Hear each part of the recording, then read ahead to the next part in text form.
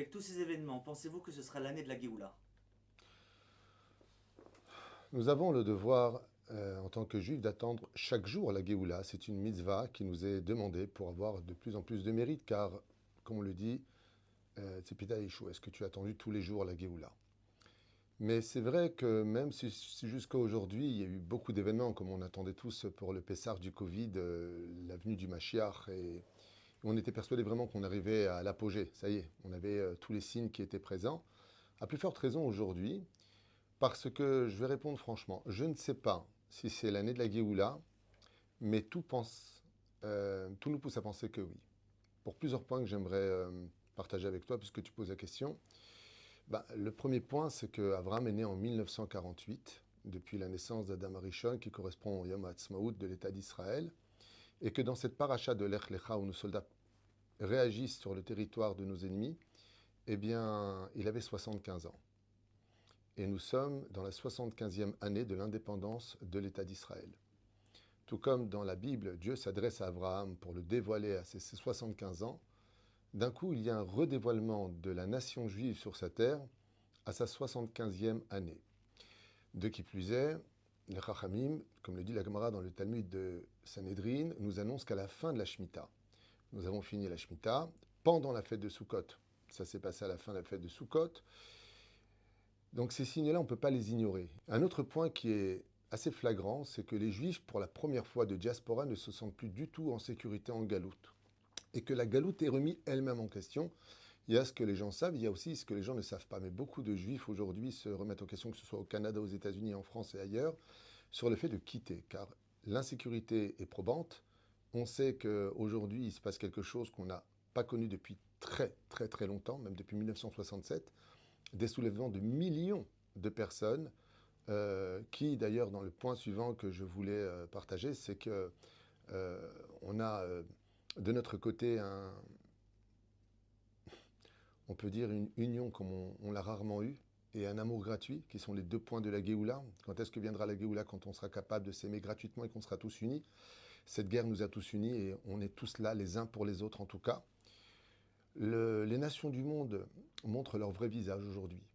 Une haine tout simplement antisémite, la haine du juif, quitte à ignorer la vérité, voir les images, entendre ce qui s'est passé sur le terrain, c'est constamment rabâcher des choses pour lesquelles l'hypocrisie des nations du monde est une fois de plus flagrante, comme à l'époque de la Deuxième Guerre mondiale, où personne n'en a rien à faire de ces Palestiniens, personne n'aura ouvert les portes, même pas la Turquie, où ils ont débarqué avec 1,5 million de manifestants pratiquement, à créer la haine du juif, au lieu tout simplement de rouvrir les portes et de les accueillir, ces pauvres Palestiniens. Personne ne fait rien pour eux, si ce n'est que la nation d'Israël. Ce qui fait que non seulement nous nous battons, nous restons moraux, mais nous sommes accusés et faussement accusés face à des mises en scène de réalité en ignorant la vérité. Je ne sais pas si tu comprends ce que je suis en train de dire, mais c'est quand même très important de l'analyser pour bien assimiler à ce qu'on est en train de vivre aujourd'hui. Encore un point très important, c'est la première fois depuis l'État d'Israël que le Premier ministre Bibi Netanyahou dit qu'aujourd'hui le combat, ce n'est pas un combat contre simplement le terrorisme et que nous sommes la première barrière à essayer de faire tomber une bande de gangsters qui se fait passer pour des héros ou les libérateurs d'un pauvre peuple soumis. Mais hier, il a dit dans son discours quelque chose de très intéressant. Le combat d'Israël, c'est le nouveau Yom HaAtzmaut. C'est-à-dire qu'il y a réellement ici une remise en question sur l'État hébreu. Et ça aussi, ça fait partie de la Géoula. C'est-à-dire qu'il y a une espèce de triat hametim, comme on le voit à la mort d'Abraham ou dans la fin de la paracha de Chaye Sarah, où Ishmaël accompagne Yitzhak. Il y a une renaissance de la nation juive à ce moment-là.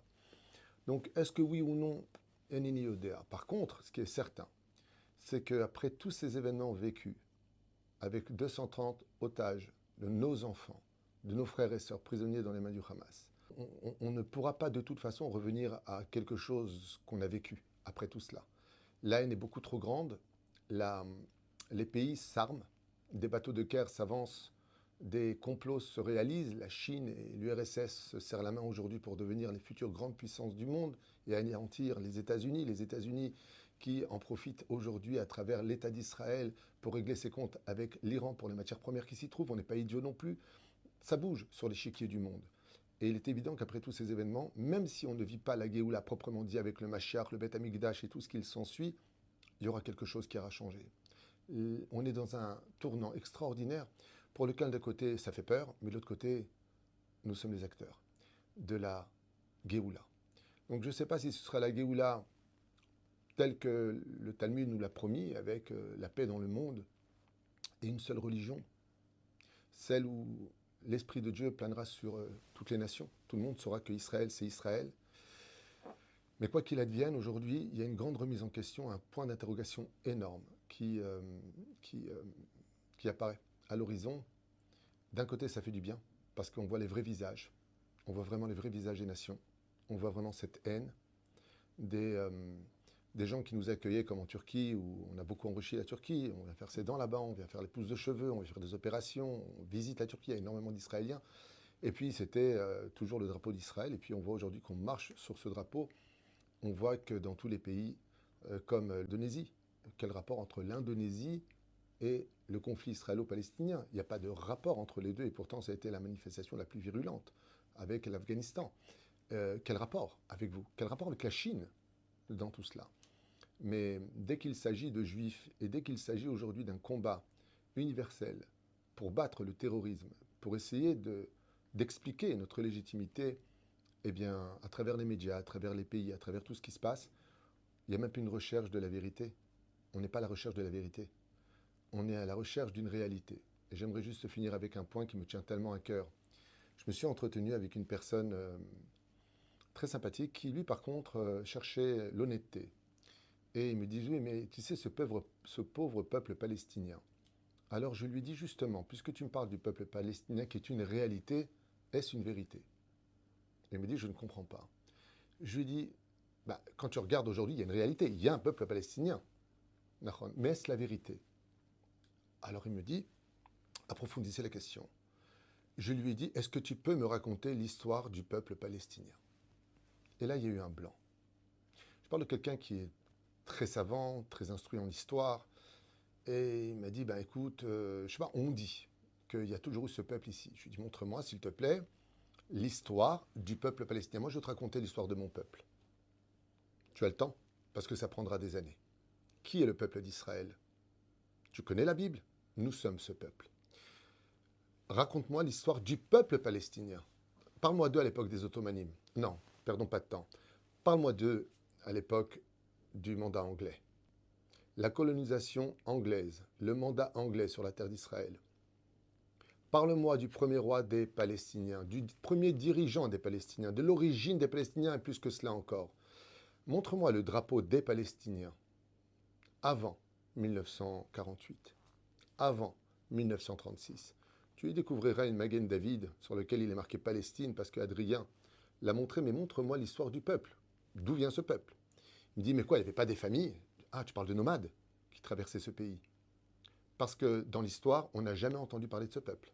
Il est apparu quand les Anglais se sont retirés en créant ce peuple palestinien, qui aujourd'hui est une réalité, mais pas une vérité. Et à la fin des temps, la Gemara nous dit que le signe le plus flagrant de la Géoula, c'est quand la vérité sera totalement annihilée, disparue, n'intéressant plus personne. Les gens se baseront sur des réalités de photos qui seront truquées ou qui seront falsifiées, peu importe. Mais un cri sera, vous êtes des assassins, vous avez volé la terre d'un peuple. Et ça, c'est marqué dans Rachi. Ça, c'est juste avant la Géoula. Alors, est-ce que c'est cette année? Est-ce que c'est demain? Est-ce que c'est le nouveau Pessar qui arrivera? J'en sais rien. Mais en tout cas, pour répondre à ta question par rapport à tout ce qu'on vient de dire, il est fort probable que ce Pessar, nous montons tous au Beth Amikdash danser avec la vérité.